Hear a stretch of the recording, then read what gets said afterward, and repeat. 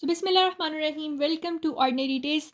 Now in this video we are going to discuss oculomotor nerve, the trochlear nerve and the abducent nerve. All of these three nerves, they are going to supply to the muscles of extraocular. That are the extraocular muscles which we studied in one of the videos, and I told you mnemonics about them. There were three mnemonics I told you. One was SO4, that is superior oblique, is supplied by the fourth cranial nerve.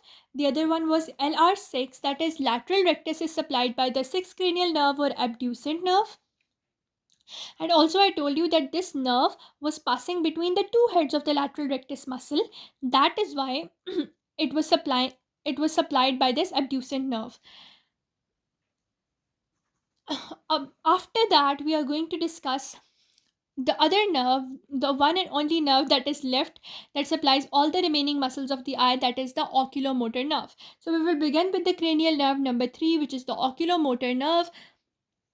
Now if you read from the book, they have given like this flow chart, but to explain this flow chart I have made this diagram. So in this diagram you can see that the nerve is starting from nucleus at the level of superior colliculus. Let me zoom in a little bit. So nerve is starting from the nucleus at the level of superior colliculus, which is between the midbrain and the pons. So nerve is starting from nucleus at the level of superior colliculus between the midbrain and the pons. After that, it goes into the cavernous sinus onto the lateral side of cavernous sinus. So after that, it goes into the lateral wall of cavernous sinus. After that, it passes into the superior orbital fissure.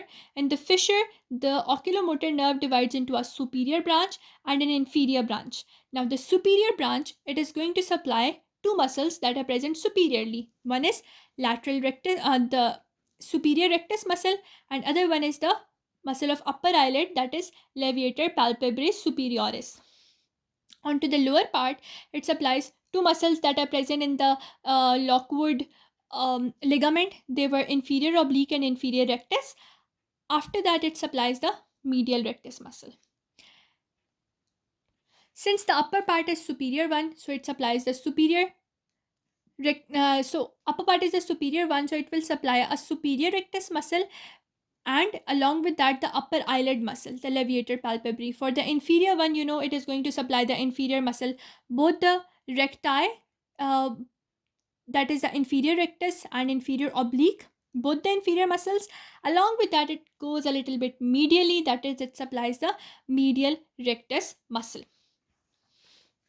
Now we are going to discuss the nerve supply of the other muscle, that is the SO4 mnemonic muscle. SO is for superior oblique, which is supplied by the cranial nerve number 4, that is the trochlear nerve. Now for this trochlear nerve, you have this type of flow chart in your book, but I'm going to explain it in a bit different way. So this nerve has a nucleus which is present at the level of inferior colliculus. From here, it winds around the midbrain and goes into the lateral wall of cavernous sinus. It is very much similar to the oculomotor nerve. The oculomotor nerve was beginning at superior colliculus, whereas this trochlear nerve is beginning at inferior colliculus.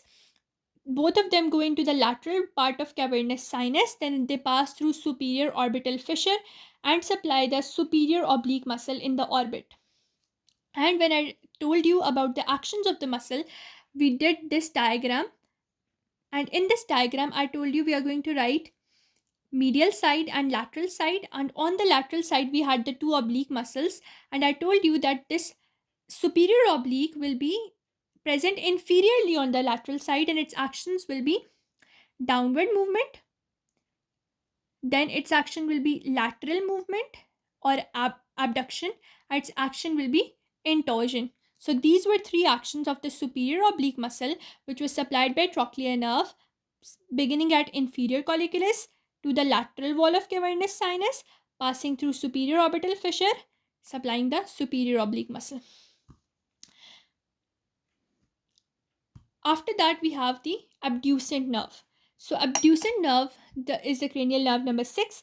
We had the mnemonic LR6, so it supplies the lateral rectus muscle. Now how is it going to begin? It is going to begin at the lower part of pons. From here, it goes into the cavernous sinus. Then it passes lateral to the internal carotid artery in the optic canal, and then in the orbit it supplies the lateral rectus muscle. Let's look at here. Nucleus at lower pons, nucleus at lower pons. Passes into cavernous sinus, passes into the cavernous sinus. Lateral to the internal carotid artery, lateral to the internal carotid artery in the optic canal, and then it passes the orbit. This is the orbit, and the orbit it supplies the lateral rectus muscle. And the only function of the lateral rectus muscle was the abduction of the eye. So this was it. Now we are going to discuss the palsies of these muscles or the clinical anatomy. First of all, they are going to say that oculomotor nerve palsy, that is the third cranial nerve palsy, how it is going to project. First of all, there is drooping of the upper eyelid or ptosis. Why is there drooping? Because this nerve was supplying the levator palpebrae superioris. Now, this muscle is defective, so the upper eyelid is going to drop. So, drooping of eyelid or ptosis. Then, second thing is mydriasis. That is, muscle tone of the constrictors is lost. After that, the position of the eye, for example, this is your eye.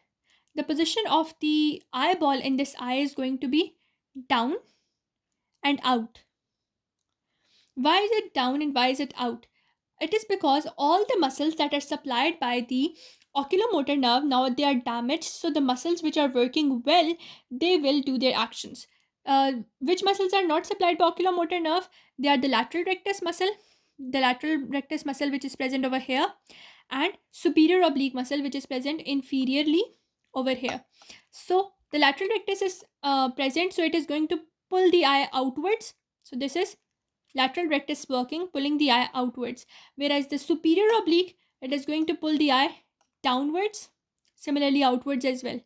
So this is how both the lateral rectus muscle and the superior oblique muscles, who have their nerve supply intact, they are going to pull the eye, because the all other muscles which is supplied by oculomotor, they are defective.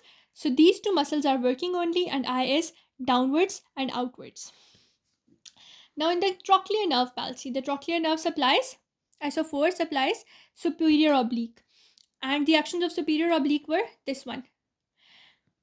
Now what will happen in trochlear nerve palsy? There will be hyperdeviation. What is hyperdeviation? That is, the eye is going to have this type of motion in which there will be deviation from the normal side, because the superior oblique muscle is not going to work, so its actions will be lost. So what will happen? Which muscle is opposite to it? The inferior oblique. So inferior oblique will come into its action, and what will it do? So superior oblique is not working, but the inferior oblique is working, and I told you inferior oblique was present superiorly onto the lateral side, so it is going to pull the eye upwards.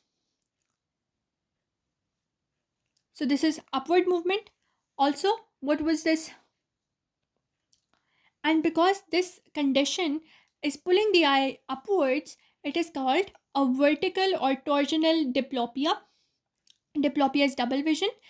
And what will happen in this condition as well? That the patient will be tilting their head towards the normal eyesight. For example, if this eye is defective, but this is normal, so patient will tilt the head towards the normal side. Eye will be upwards and inwards in this condition. In the oculomotor nerve palsy, I told you eye will be outwards and downwards. But in trochlear nerve palsy, eye will be upwards and inwards. Now in the abducent nerve, the lateral rectus supplies this nerve. So now when the lateral rectus is not working, which muscle is working? Its counterpart, that is the medial rectus. So the eye will move inwards. This type of diplopia, which is in the horizontal direction, it is known as horizontal diplopia or horizontal blurry vision. In this position, the affected eye will be adducted. Adducted means the medial rectus will move it towards the middle portion of the eye. Why is it adducted? Because medial rectus has no opposing muscle. All the muscles, they are present in pairs. For example, medial rectus action is cancelled by the lateral rectus, so eye stays in one position. But when the medial rectus is unopposed, the lateral rectus cannot work, so medial rectus is going to pull the eye with force towards the inside. So there will be inward movement. Oculomotor nerve, the eye will be downwards and outwards. Trochlear nerve, the eye will be upwards. Abducent nerve, the eye will be inwards. So this is how we can classify the different palsies of the oculomotor nerve, the trochlear nerve, and the abducent nerve. I hope you understood their courses, their palsies, and their eye orientations. If you understood this, please do not forget to like, share, and subscribe to my channel. And we will meet in the next video in which we will be discussing the contents of orbit again, inshallah.